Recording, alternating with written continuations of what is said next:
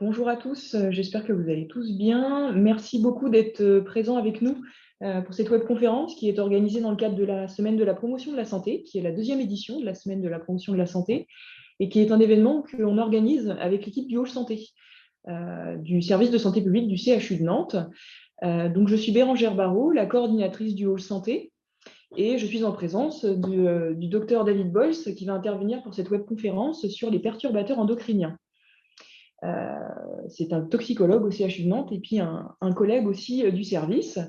Alors avant de commencer un peu sur cette webconférence, nous souhaiterions vous présenter le Hall Santé en vous diffusant une très courte vidéo.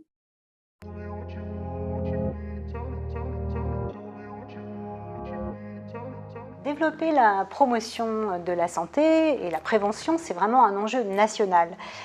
D'ailleurs, la stratégie nationale de santé 2018-2022 en a fait un axe prioritaire, c'est l'axe numéro 1. Ça a été repris aussi dans le projet régional de santé des Pays de la Loire. C'est ainsi que la direction de l'hôpital a souhaité intégrer cette notion dans sa stratégie d'établissement. Le Hall Santé s'inscrit vraiment en fait dans un label qui s'appelle Lieu de santé promoteur de santé, auquel le CHU de Nantes a adhéré depuis maintenant 2019 et qui s'incarne via le Hall Santé. L'idée, c'est vraiment de s'adresser à tout le monde, c'est-à-dire à la fois aux professionnels, aux patients, mais aussi à la communauté du territoire. C'est aussi pour ça qu'on développe, par exemple, les focus santé avec la ville de Nantes, qui sont ouverts à tous. Et c'est un peu l'idée d'arriver à élargir les missions du Hall Santé. Notre équipe, qui est composée de médecins de santé publique, de chargés de projet, d'infirmiers et de médecins aussi généralistes, vient vraiment en fait intervenir auprès des professionnels, des patients, pour en fait mettre en place des projets de prévention et de promotion de la santé au sein du CHU de Nantes et aussi en dehors du CHU de Nantes. J'ai pu mettre en place un projet en partenariat avec le Hall Santé et l'association Maladie Chronique 44, un projet de prévention primaire cardiovasculaire. L'objectif est de faire participer le patient au maximum pour qu'il puisse être acteur de sa santé. On a répondu à l'appel à projet ARS Mutualité Française sur le projet Maternité Santé Environnementale. Ils m'ont beaucoup aidé sur l'appel à projet et la mise en route du projet. Les professionnels de santé sont des relais importants auprès des parents et des futurs parents. Et c'est comme ça qu'on a commencé notre collaboration avec le Hall Santé et aussi le projet maïeutique du GHT 44, avec cet objectif de mobiliser les professionnels et de les former.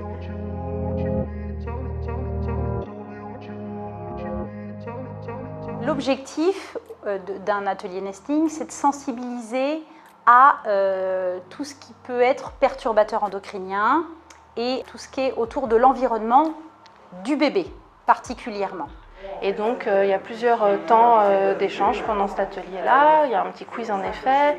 On se réunit aussi autour d'une table pour trier les objets de notre intérieur. Parce qu'en fait, on passe beaucoup de temps chez nous et la pollution à l'intérieur de nos maisons est plus importante que celle qu'on peut trouver à l'extérieur. Donc il y a vraiment un intérêt à parler de ces polluants et d'essayer de les repérer. Il faut avoir une vision plus globale et cette vision globale, bien sûr, elle est territoriale, mais elle doit être aussi promue par les établissements de santé et en particulier les CHU. On a la vision de l'hôpital comme un lieu qui est totalement centré vers le curatif, donc vers le soin, vers les médicaments. Et donc c'est vrai que l'importance d'intégrer cette dimension de prévention et de promotion de la santé, que ça soit en fait en direction des patients ou que ça soit pour les professionnels qui prennent soin des patients, ça a un sens.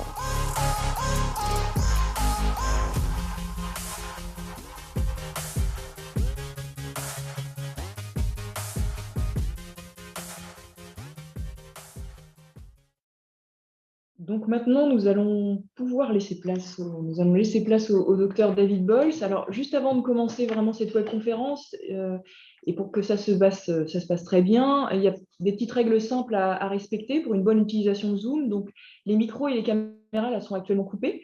Vous aurez la possibilité de poser vos questions directement par écrit sur le chat pendant les interventions et on y répondra, enfin le docteur David Boyce y répondra à l'issue de l'intervention. L'idée, c'était est-ce que les perturbateurs endocriniens, est-ce qu'il faut en avoir peur? Et ces fameux perturbateurs endocriniens, eh bien finalement, qui sont-ils? Où est-ce qu'on va les trouver? Vous avez dans la petite vidéo précédente déjà quelques éléments de réponse.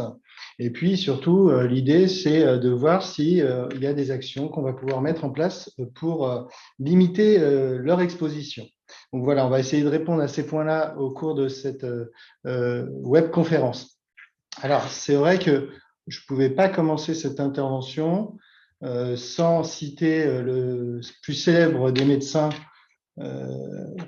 Hippocrate, qui déjà indiquait à l'époque que pour guérir un patient, eh bien, il fallait prendre en considération finalement tous les facteurs environnementaux, tous les facteurs du quotidien.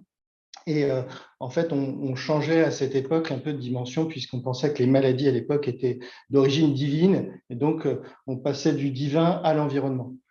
Et on sait à l'heure d'aujourd'hui que cet environnement, il impacte de manière considérable la santé des populations.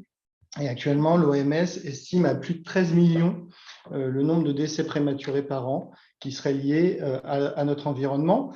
Et autre point important, plus d'un quart des maladies chroniques aujourd'hui seraient liées à des facteurs environnementaux, sachant que les maladies chroniques sont en augmentation constante et c'est une préoccupation très importante pour l'Organisation mondiale de la santé.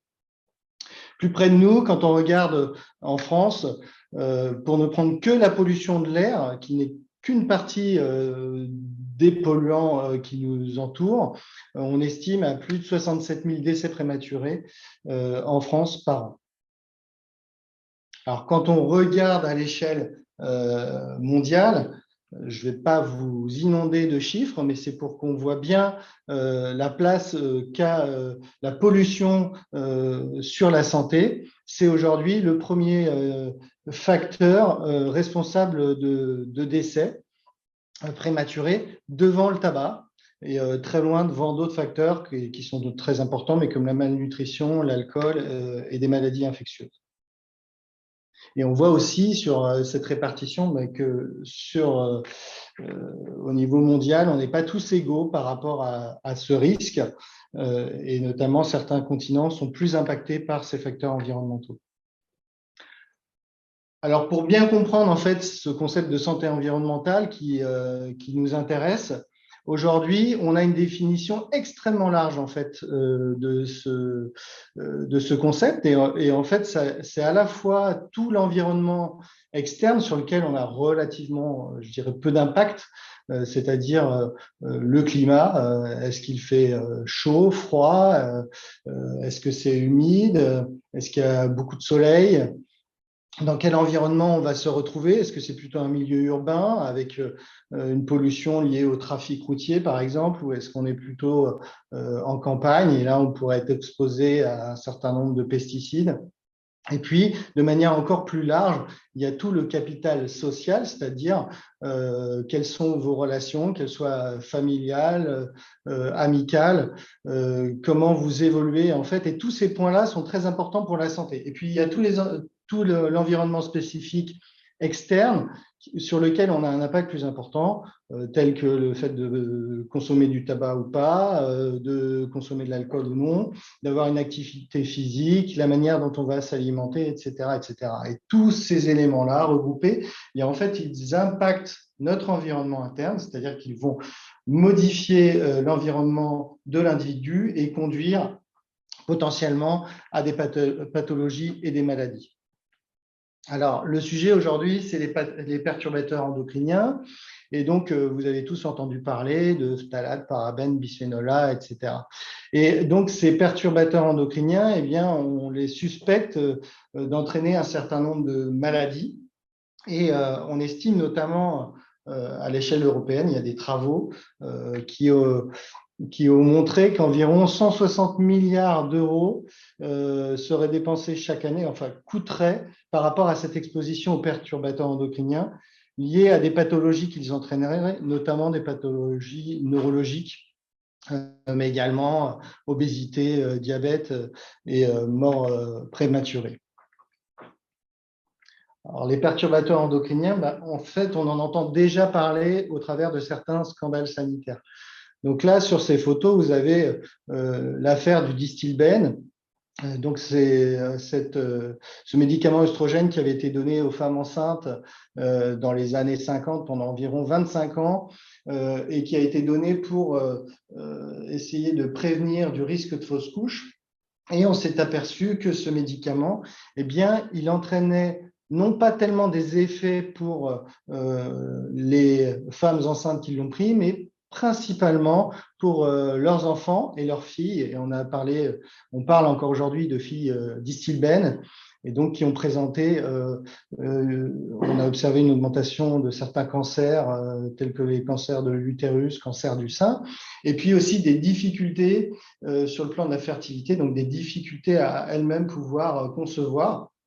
Et on s'aperçoit encore aujourd'hui, et en 2014, il y a des études qui ont montré que les enfants des filles d'Istilben, donc on est 2 générations plus tard, eh bien, présentent également certaines anomalies ou difficultés pour avoir elles-mêmes des enfants ou des problématiques de malformation à la naissance. Et puis, si on part un petit peu plus loin, on s'éloigne de la France métropolitaine, on part aux Antilles, et là, on a eu l'histoire de la chlordécone. Alors, on parle encore aujourd'hui de la chlordécone de manière importante, alors considéré comme un scandale sanitaire puisqu'il a été utilisé pendant près de 20 ans, alors que quasiment dès le début de son utilisation, il commençait à être interdit dans certains autres pays parce qu'on suspectait des effets toxiques de ce pesticide, pesticide qui a été utilisé pour traiter le charançon dans les bananeraies. Et aujourd'hui, eh bien, ce chlordécone, qui est un perturbateur endocrinien, eh bien, est très présent dans les sols, dans l'eau, même au niveau du territoire maritime autour de la Guadeloupe et de la Martinique. Et les populations antillaises sont imprégnées de chlordécone avec de grosses difficultés, avec notamment une augmentation des cancers de la prostate. Et encore aujourd'hui, on étudie les conséquences de cette utilisation importante de chlordécone. Alors, vous me direz, qu'est-ce que vient faire Viktor Yushchenko sur cette photo? Eh bien, il avait été en 2004 empoisonné à la dioxine. Et on sait que sur des quantités importantes de dioxine, eh bien, on a des effets cutanés, là, comme on peut le voir, ce qu'on appelle des chloracnées. Mais de manière plus large, les dioxines, ça a été également un scandale sanitaire. En tout cas, on en a énormément parlé pendant un certain nombre d'années. Et ces dioxines, on les retrouvait notamment autour des incinérateurs de première génération. Donc, quand on brûlait les déchets, on avait un certain nombre de dioxines dans l'environnement. Et donc des populations qui ont été exposées aux dioxines au travers notamment des aliments, de la viande, des œufs, de tous les aliments gras, avec donc des conséquences à la fois des augmentations de certains types de cancers et également d'autres pathologies sur l'immunité par exemple ou des perturbations endocriniennes. Alors, les perturbateurs endocriniens, vous voyez, il y a eu déjà quelques scandales et pour autant, c'est une histoire qui est plutôt récente.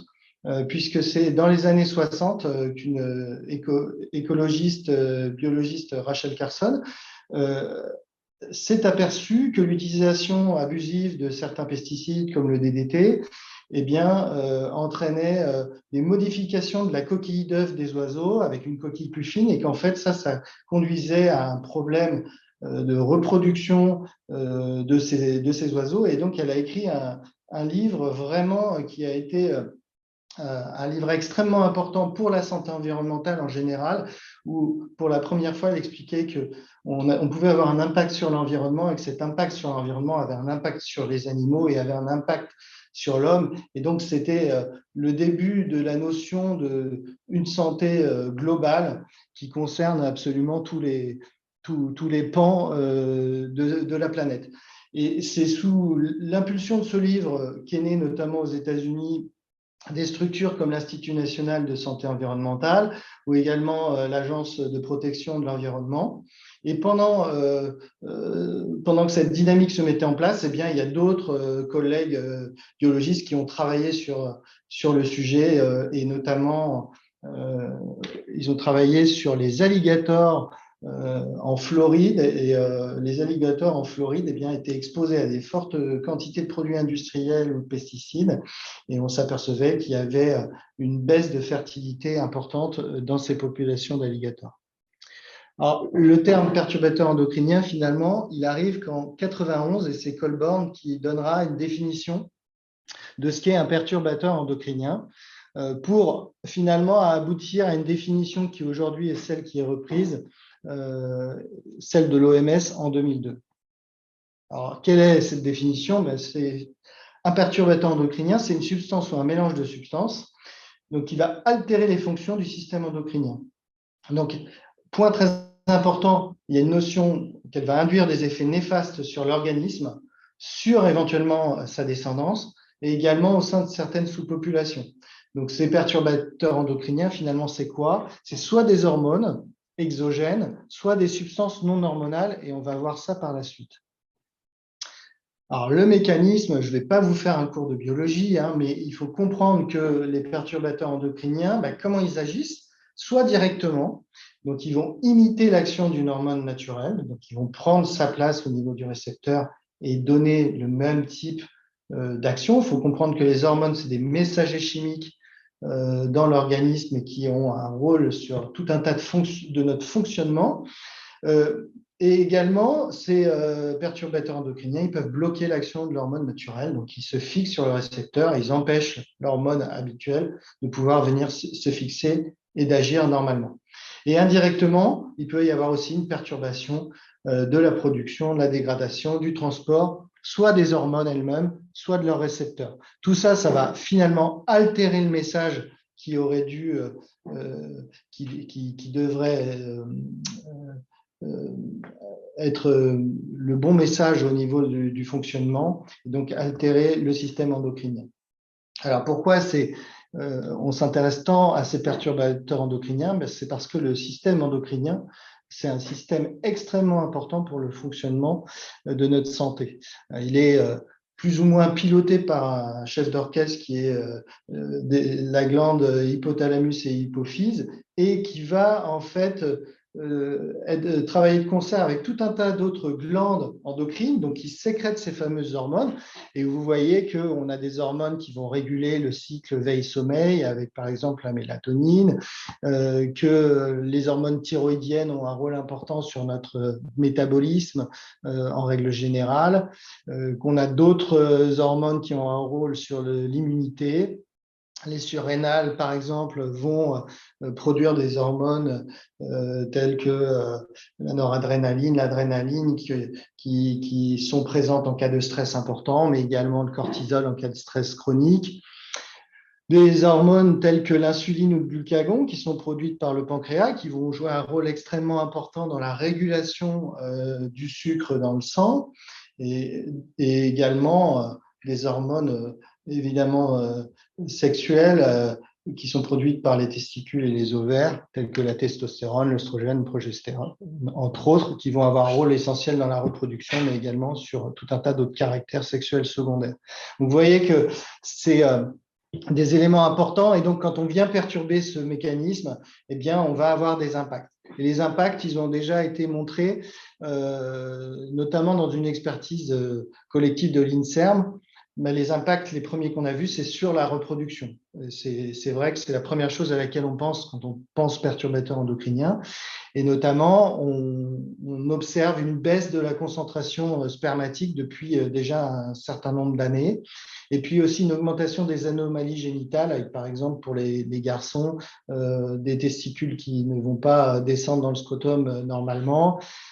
Et puis, on voit également une augmentation des cancers depuis déjà un certain nombre d'années. On a également de plus en plus de cas d'endométriose. Et puis, une observation aussi, c'est que les pubertés de nos adolescents, elles sont de plus en plus précoces. Et on voit qu'on peut calculer que tous les 10 ans, elle est précoce de quasiment 0,2 ans de moins. Et puis, on a tous les cancers hormonodépendants qui augmentent également de manière importante. Alors, on pourrait parler et faire cette webconf que sur les pathologies qui sont imputables aux perturbateurs endocriniens, elles sont extrêmement nombreuses. On a parlé de tout ce qui était puberté, fertilité. On a parlé déjà de cancers hormonodépendants, mais il y a d'autres cancers également pour lesquels on suspecte certains perturbateurs endocriniens d'avoir un rôle. Toutes les maladies également neuronales, neurodégénératives comme Alzheimer. On suspecte également que les phtalates, par exemple, aient un rôle sur des troubles du déficit et de l'attention et de l'hyperactivité chez les jeunes enfants. Peut-être un rôle sur certaines pathologies immunitaires comme des scléroses en plaques, également un rôle sur l'augmentation des cas d'asthme, et puis aussi des pathologies comme l'obésité et le diabète. Et il y a un certain nombre de perturbateurs endocriniens qu'on dit être obésogènes et donc qui vont avoir un rôle sur le métabolisme des lipides et sur les tissus graisseux, et donc avoir un impact sur la prise de poids. Et donc tout ça est lié également avec l'augmentation des cas de diabète. Alors, ces perturbateurs endocriniens, mais ils sont assez compliqués finalement à étudier et ils changent pas mal de choses, puisque auparavant, on disait toujours en toxicologie que c'était la dose qui faisait le poison. Et par exemple, quand on parle du cyanure, eh bien, quand vous mangez les pépins de pommes, eh bien, vous prenez des petites quantités de cyanure et visiblement, ça se passe bien. Et évidemment, si vous prenez une quantité un peu plus importante, ça va être difficile. On pourrait parler aussi du café, hein, la caféine. Eh bien, il y a une dose à laquelle il y a un risque de décès. Alors, je vous rassure, il faut dépasser 100 tasses pour aboutir à ce risque. Donc, on a une certaine marge. Donc, on est dans des toxiques qui vont donner des effets à partir d'un certain seuil, en fait, et puis qui sont également à dose dépendante. C'est-à-dire, plus on est exposé, finalement, plus les effets néfastes vont apparaître. Eh bien, les perturbateurs endocriniens, ça ne marche pas du tout comme ça. Déjà, ils agissent à de très faibles doses. On considère qu'il n'y a pas d'effet seuil, en fait, ils agissent dès qu'ils sont présents. Et puis, ils vont agir parfois de manière forte à des petites doses et puis moins forte quand la dose d'exposition va augmenter. Puis à nouveau, ils vont poser de plus importants problèmes quand on va être exposé encore plus fortement. Donc, on a des courbes en fait qui changent complètement. Et donc, ça remet complètement en cause notre manière d'aborder la toxicologie et donc la sécurité des populations. En plus de ça, ils vont agir en synergie, donc il va y avoir des effets cocktails, c'est-à-dire que 1 plus 1 n'est pas égal à 2, mais peut être égal à 10. Et donc, ces combinaisons-là, eh bien, on ne les connaît pas bien. Donc, on sait que quand on est exposé à une combinaison de perturbateurs endocriniens, on peut avoir des effets majeurs, mais on ne sait pas encore vraiment lesquels. Et puis, d'autres notions très importantes, c'est les fenêtres d'exposition. C'est-à-dire que être exposé aux perturbateurs endocriniens, c'est une chose, mais il va y avoir des périodes de la vie auxquelles on va être beaucoup plus vulnérable, notamment la femme enceinte et le petit enfant, puisque les hormones en fait et le système endocrinien véritablement va bâtir le futur enfant pendant la période fœtale. Et donc, un impact à ce moment-là va programmer potentiellement des maladies plus tard. Et puis, notre population qui est également plus vulnérable, c'est les adolescents en période de puberté. Et donc, on comprend pourquoi.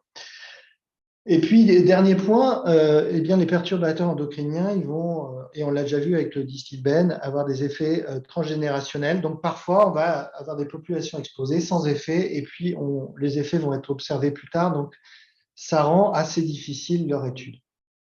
Alors, où est-ce qu'on les trouve ? Eh bien, à la fois, on a dit que c'était des hormones. Alors, on a des hormones qui peuvent être naturelles, comme le soja, par exemple, avec les isoflavones. Et puis, on a des hormones naturelles ou de synthèse. Alors, on peut être exposé au travers de l'alimentation, hein. Vous avez cette image du poulet qui a eu son poids multiplié par 4 en l'espace d'un demi-siècle. Et puis, on est aussi potentiellement exposé par les médicaments. Donc, les médicaments, les œstrogènes, les œstroprogestatifs, donc les médicaments de la contraception, les médicaments de l'hormonothérapie, entre autres.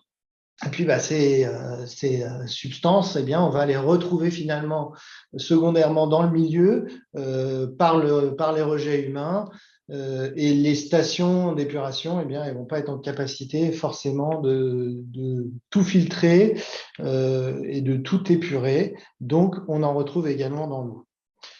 Alors, on les retrouve aussi de manière importante dans tout ce qui va être production par l'homme.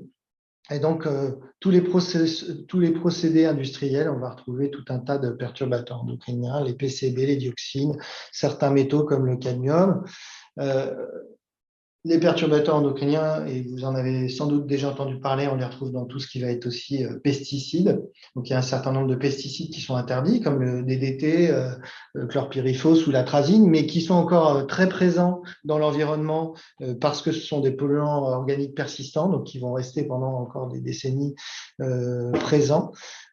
Et puis, on va retrouver également les perturbateurs endocriniens dans tout un tas de matériaux de construction, notamment dans les voitures, par exemple, vous allez voir dans les sièges de voiture, on va retrouver les retardateurs de flammes bromées qui ont un rôle important pour retarder en fait le risque d'incendie, mais qui sont considérés et qui sont des perturbateurs endocriniens avérés.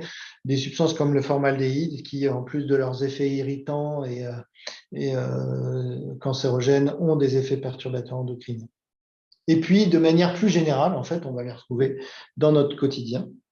Et donc, notre quotidien, ça va être l'alimentation, les jouets, les médicaments, les cosmétiques, les vêtements, les produits d'hygiène, etc. Alors, l'Institut national du cancer propose cette image qui permet déjà de bien identifier en fait où sont les perturbateurs endocriniens. Que sur tout ce qui va être pesticides, on va les retrouver évidemment dans la nourriture, mais on va les retrouver aussi, on y pense moins, dans les biocides, donc notamment les produits que vous utilisez à la maison pour lutter contre les fourmis, les mouches et autres insectes volants et rampants. On retrouve ça aussi dans les antipoux de manière très présente.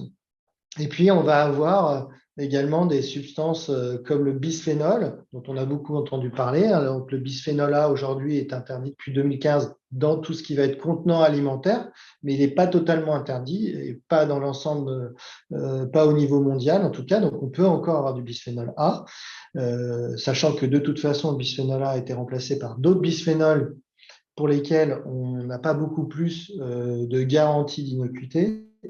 Et donc, on va les retrouver, vous voyez, dans les films alimentaires, les canettes, les pots de yaourt, les boîtes de conserve, les bouteilles plastiques et même les lentilles de contact. Et puis, on a les phtalates, donc, qui sont une grande famille, les phtalates, qui ont aussi des effets œstrogéniques. Et eux, on va les retrouver dans tout un tas de produits, les produits d'entretien, les cosmétiques, les jouets, les vernis à ongles, et ainsi de suite. On a tout ce qui va être les perfluorés, donc ça c'est plutôt des traitements spécifiques qui vont permettre notamment des effets anti-adhésifs, donc on va les retrouver sur certains textiles qui sont rendus imperméables, on va les retrouver dans les fameuses poêles anti-adhésives dont on a beaucoup parlé, et puis également dans les peintures. Et puis, on a les conservateurs comme les parabènes ou les phénoxyéthanol qu'on retrouve notamment dans certaines lingettes bébés et dans des médicaments. Et puis, toute une grande famille, les alkylphénols qu'on retrouve également dans tout un tas de produits détergents.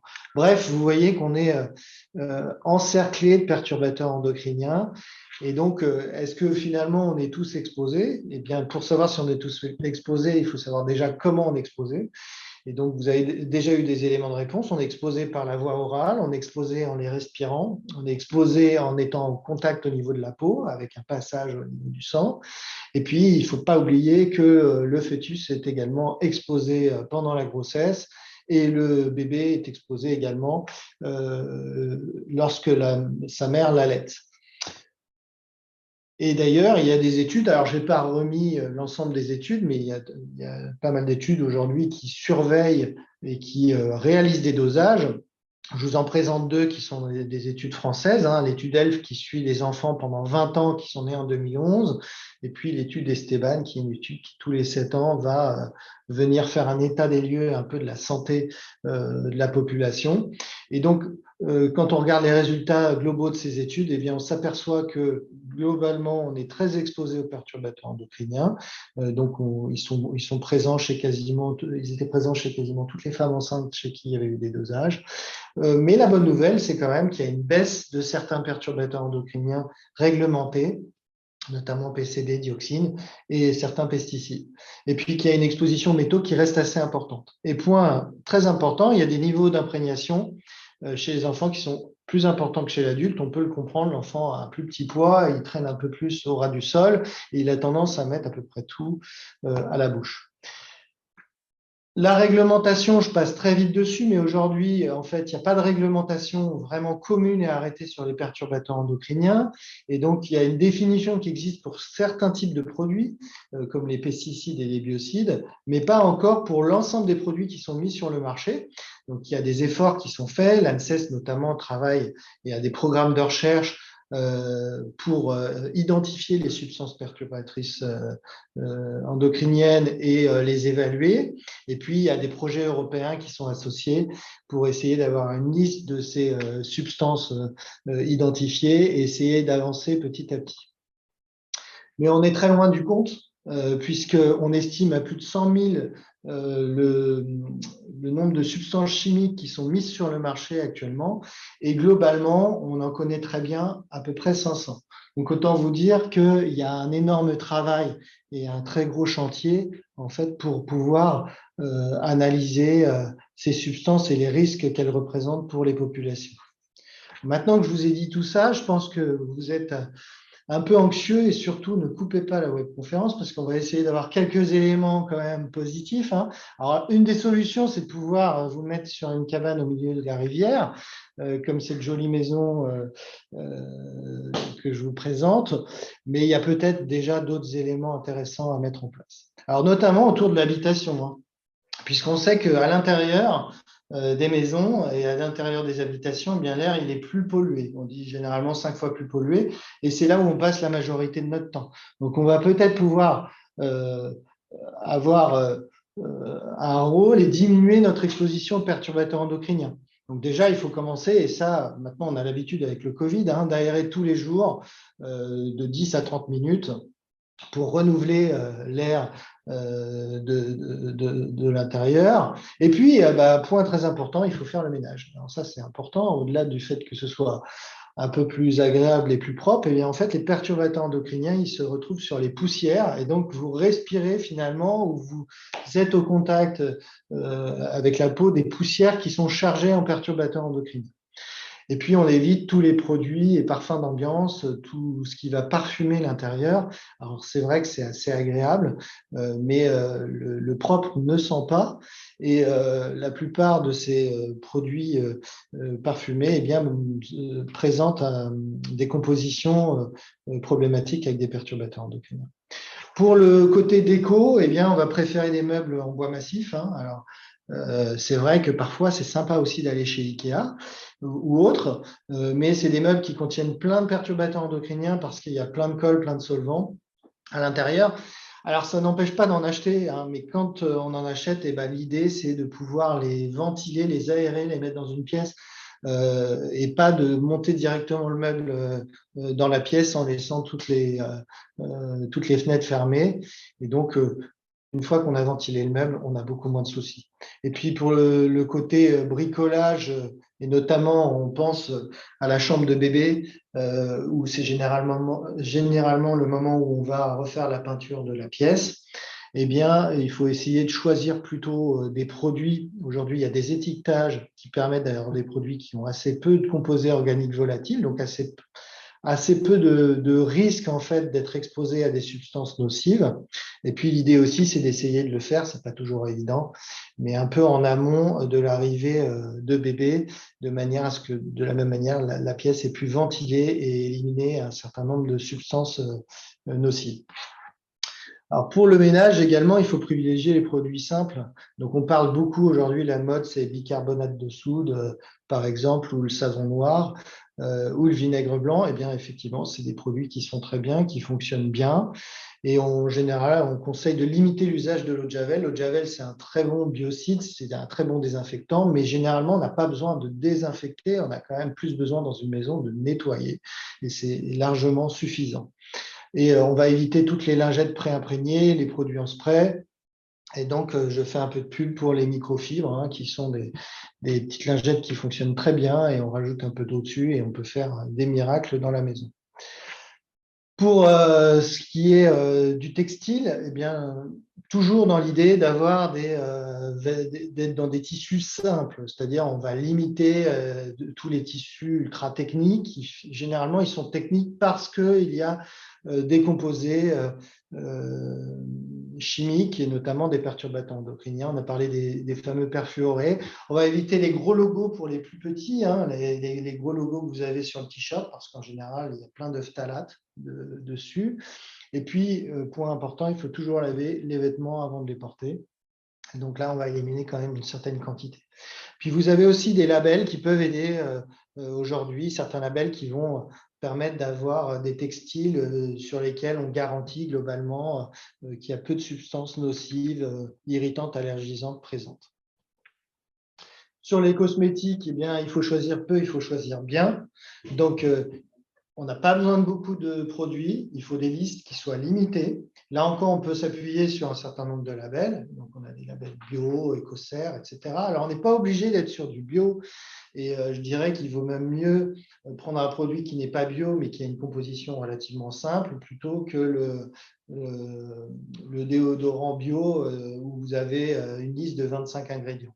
Et puis, vous avez tout un tas d'applications sur vos smartphones qui fonctionnent plutôt bien. Alors, il n'y a pas une appli qui est meilleure que l'autre, elles ont toutes leur manière de fonctionner. Donc, en fait, utilisez celle avec laquelle vous êtes à l'aise. Elles donnent des éléments intéressants, elles permettent d'avoir des éléments sur les produits un peu plus à risque. Alors, attention, hein, elles évoquent juste le danger et la présence d'un produit, mais pas réellement le risque, parce qu'on n'a pas une notion de quantité et on n'a pas forcément la notion de comment on est exposé et par quelle voie. Pour tout ce qui est jouet, eh bien, là, il faut également privilégier les labels. Il y a des labels qui permettent de garantir des jouets sur lesquels on n'a pas de présence de substances nocives. Il faut savoir que les enfants, forcément, ils mettent les jouets à la bouche. Et donc, il faut limiter les plastiques et ceux qui contiennent beaucoup de phtalates notamment. Et puis, peut-être un point clé et qui fera le lien avec la webconférence de mercredi et d'Anthony Fardet, eh bien, l'alimentation, c'est un point clé. Hein. On sait qu'aujourd'hui, 60% des pesticides présents dans l'alimentation sont des perturbateurs endocriniens. Donc, il faut essayer de manger à la fois plutôt bio sur les légumes et les fruits. Du moins, il faut les laver, les éplucher si on ne peut pas acheter bio. Le poisson, on va limiter les poissons gras 2 fois par semaine parce que tout simplement, ils cumulent des quantités importantes à la fois de métaux et de perturbateurs endocriniens. On va privilégier les produits simples et le fait maison, puisque tout ce qui va être produit transformé va être très riche en additifs et conservateurs. Et puis, on va favoriser, un point très important, les récipients en verre ou faïence ou inox, en tout cas limiter tout ce qui va être le fameux Tupperware, et le fameux Tupperware dans lequel vous réchauffez votre plat et qui va en fait, vous allez avoir une migration des perturbateurs endocriniens présents dans le plastique vers les aliments, et donc vous allez ingérer une certaine quantité de bisphénol ou de phtalates ou autre. Et point important, vous avez des pictogrammes. Alors, vous n'allez pas les apprendre par cœur, mais vous savez, vous avez des pictos qui vous indiquent que vous pouvez mettre au micro-ondes. Alors, effectivement, il faut déjà mieux mettre ceux-là plutôt que ceux qui ne sont pas adaptés. Mais globalement, pas de plastique dans le micro-ondes si on peut. Et il y a un certain nombre de, je dirais, de plastiques à éviter. Là, je vous ai mis ceux, entre guillemets, qui sont les moins mauvais, qui sont les logos 2, 4 et 5, qui restent à privilégier si vous avez vraiment le souhait d'avoir du plastique. Alors, naturel, ça ne veut pas dire non plus que c'est complètement garanti sans risque. Hein. Je vous ai déjà parlé du soja, notamment, hein, très riche en phytoœstrogènes. Vous avez également certaines teintures ou certains produits qu'on va mettre sur les cils, comme les cols tradis, et ils sont parfois riches en plomb. Vous avez également les tatouages au henné, et malheureusement, ce n'est pas toujours du henné et à 100% la plante, mais en fait, vous avez des substances chimiques comme les paraphénylenediamines qui vont entraîner à la fois des risques de perturbations endocriniennes, mais également des problèmes d'allergie. Et puis, le fameux plat que vous ramenez du Maghreb, qui est très joli, on évite de faire la salade dedans parce que parfois, les peintures sont assez riches en plomb et donc le gras va avoir tendance à récupérer le plomb qui est présent au niveau des peintures de ces plats. Et puis, les huiles essentielles, c'est naturel, mais ça peut contenir des perturbateurs endocriniens et c'est le cas, par exemple, de l'huile essentielle de lavande. Alors, on se méfie de tout ce qui est remède miracle, puisqu'à chaque fois qu'il y a un danger, il y a des solutions thérapeutiques qui sont proposées. Donc aujourd'hui, il n'y a pas de solution miracle pour se détoxifier des perturbateurs endocriniens. Et la bonne nouvelle, c'est qu'à partir du moment où on est moins exposé aux perturbateurs endocriniens, on va les éliminer naturellement. Vous voyez, c'est assez rigolo. On a même des patchs au niveau des pieds qui sont détoxifiants. Et quand on regarde la composition, ils sont à base d'huile essentielle de lavande, qui est un perturbateur endocrinien. Alors, je termine en fait l'intervention. Vous voyez que c'est assez riche et qu'il y a pas mal de solutions individuelles qu'on peut mettre en place, mais il y a également une vraie politique publique sur ces perturbateurs endocriniens. La France a été pionnière, elle a mis en place une stratégie nationale sur ces perturbateurs. Et donc, il y a des politiques publiques qui sont menées au travers notamment de l'agriculture et de l'alimentation, avec certaines réglementations qui augmentent le bio, qui vont supprimer les plastiques, notamment dans la restauration collective. On a des villes et des territoires qui s'engagent par rapport aux perturbateurs endocriniens. C'est le cas de la ville de Nantes, par exemple, ou encore du Pèlerin. Et puis, il y a des actions qui sont menées notamment auprès de la petite enfance et dans les crèches pour essayer d'avoir un environnement le plus sain possible pour nos enfants. Et puis, vous avez également toute une action qui est liée au plan régional santé-environnement, notamment dans les Pays de la Loire. Vous avez vu ça dans la petite vidéo juste avant, donc je ne reviendrai pas sur les ateliers nesting, mais vous avez d'autres actions qui ont été menées, notamment le retrait des boîtes roses qui étaient données aux mamans après l'accouchement pour réfléchir justement sur qu'est-ce qu'on peut proposer comme type de cosmétique. Et puis, vous avez de manière plus globale, au niveau hospitalier, des conseillers médicaux en environnement intérieur qui vont pouvoir agir au niveau de l'environnement. Alors, au départ, plutôt sur des problématiques respiratoires et d'allergie, mais qui, plus globalement, peuvent également intervenir sur l'environnement à la maison. Donc, ce qu'il faut retenir de cette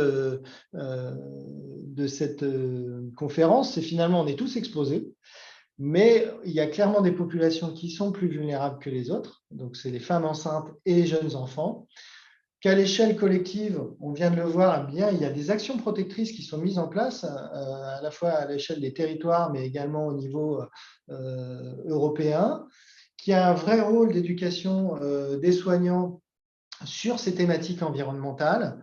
Et s'il y a 3 gestes à retenir simples, c'est aérer chez soi, éviter le combo plastique-aliment, et puis globalement, privilégier la sobriété chimique dans notre quotidien. Et avec ça, on devrait pouvoir limiter l'exposition de manière assez importante. Je vous ai mis à la fin de cette intervention certaines ressources utiles. Évidemment, ce n'est absolument pas exhaustif. Et je vous remercie. Et je vais tenter de répondre aux questions s'il y en a, Bérangère. Merci David pour ton intervention. C'était très passionnante de notre côté en tout cas. En effet, il y a quelques questions. Alors notamment de Pierre Boisseau qui s'intéresse aux effets connus. S'il y a un ou des effets connus de ces perturbateurs endocriniens sur la croissance des enfants, parce que c'est vrai que tu nous as parlé des phtalates qui avaient un impact sur l'hyperactivité des enfants. Est-ce que du coup, ces perturbateurs endocriniens pourraient avoir un impact, du moins connu, sur la croissance des enfants? Alors, connu, c'est-à-dire, alors c'est vrai qu'on a des générations aujourd'hui qui sont de plus en plus grandes. Sans doute, alors il n'y a pas d'études clairement qui ont mis un lien, c'est toujours assez difficile, mais ça fait partie sans doute de facteurs qui peuvent expliquer, alors plutôt dans le fait d'impact. Forcément, on voit au niveau du système endocrinien qu'il y a un rôle sur la croissance et notamment toutes les hormones qui vont intervenir au cours de la puberté. Donc, à partir du moment où il y a une dérégulation, on peut avoir des effets, soit d'une croissance plus importante ou éventuellement. C'est assez difficile de répondre à des questions ponctuellement comme ça, parce que finalement, il y a énormément de perturbateurs endocriniens, comme on vient de le voir. Il y a plein d'effets qui sont contradictoires. Déjà, le système endocrinien est un système qui se régule en fait sans arrêt entre des effets dans un sens et dans l'autre, et que on est plutôt à regarder la globalité. Alors, il peut y avoir des études animales qui vont montrer des effets, on va pouvoir expérimentalement montrer, mais après, ça va être plutôt l'observation des populations qui peut donner des éléments. D'accord. C'est vrai qu'il nous a parlé éventuellement des études aussi animales. Il y avait une autre question également de Pierre Boisseau, justement, sur les effets supposés ou non, en fait, qui ont été démontrés ou non sur des perturbateurs endocriniens, sur la physiologie, même la pathophysiologie humaine ou animale. Est-ce qu'il y aurait des effets supposés ou non? Alors, j'ai pas forcément Alors, compris la question. Est-ce qu'il y aurait des effets supposés ou non Oui. des perturbateurs endocriniens sur la pathophysiologie animale ou humaine? Oui, en fait, j'ai pas eu le temps d'en parler, mais je pense que j'ai déjà été bavard et assez long. Mais il y a tout un pan de recherche qui est en route. Il y a énormément de travaux à tous les niveaux, et notamment sur le plan in vivo avec les animaux, mais également in vitro sur des cellules ou des mini-organes. Et donc aujourd'hui, on a montré il y a des effets qui sont avérés et des mécanismes qui sont expliqués. Mais encore une fois, on est obligé de prendre quasiment perturbateur endocrinien par perturbateur endocrinien, donc substance par substance. Donc, on va montrer pour une, mais c'est un travail gigantesque de pouvoir le faire pour toutes. Donc, oui, il y a des travaux en cours. Oui, on a déjà démontré un certain nombre de choses. Les perturbateurs endocriniens qui sont avérés aujourd'hui, il y a des éléments clairement mécanistiques. On a expliqué quels effets ils avaient et comment. D'accord. Il y a également une question alors c'est Madame Violet, je pense. Tous les perturbateurs endocriniens agissent-ils de la même manière, à faible dose ou réaction non linéaire, ou certains agissent d'une manière beaucoup plus classique?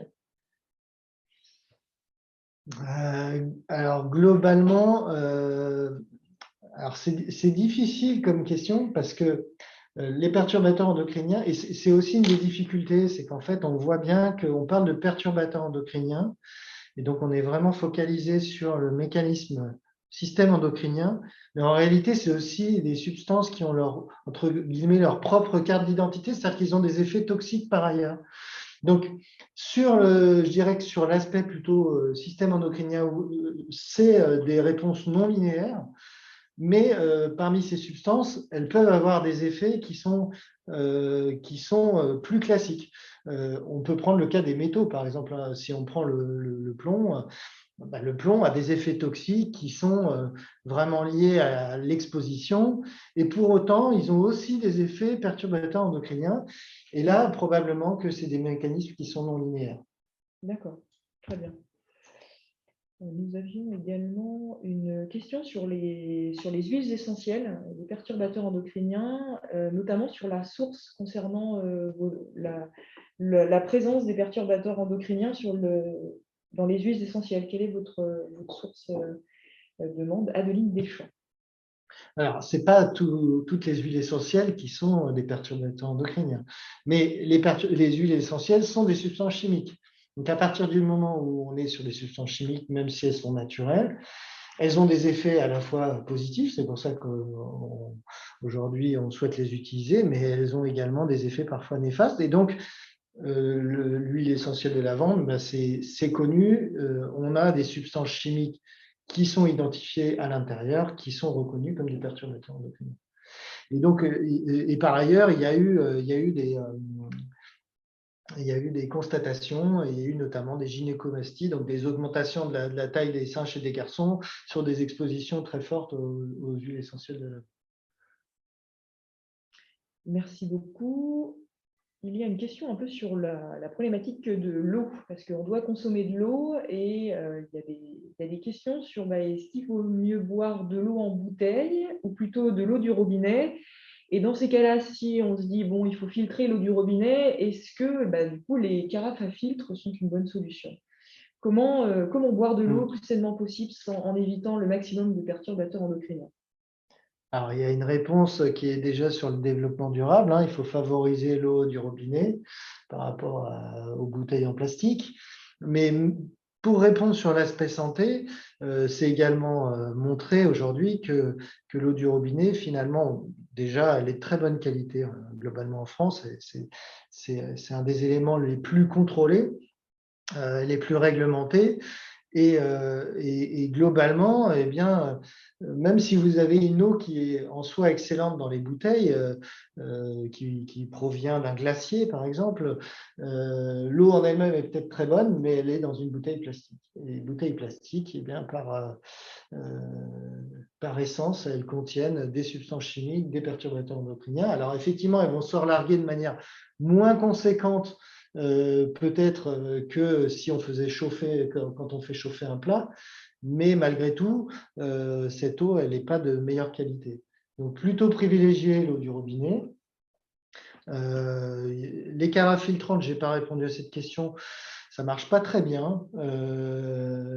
Donc après, tout le monde ne peut pas mettre en place, mais il y a des petits systèmes de filtration qui peuvent se mettre au niveau du robinet avec des systèmes très simples qui peuvent plutôt bien fonctionner. Mais je dirais que boire l'eau du robinet en soi, déjà, elle est de relativement bonne qualité. Alors, à part peut-être le fait avant de boire, de tirer un tout petit peu l'eau, notamment sur les vieilles canalisations. On fait couler un petit peu d'eau qu'on met dans une bassine pour ne pas l'acheter, mais qu'on ne va pas consommer. Et puis après, on peut boire sans problème. Eh bien, merci beaucoup. Nous n'avons pas d'autres questions sur ce sujet-là. Eh bien, dans ces cas-là, on va pouvoir clôturer cette webconférence. On vous remercie tous d'avoir participé. On remercie bien entendu David Boyce d'avoir animé cette webconférence sur ce beau sujet. Avec maintenant, vous avez plein de solutions entre les mains pour mettre en place des choses d'un point de vue individuel. Bonne soirée à tous et à bientôt, j'espère. Merci. Merci.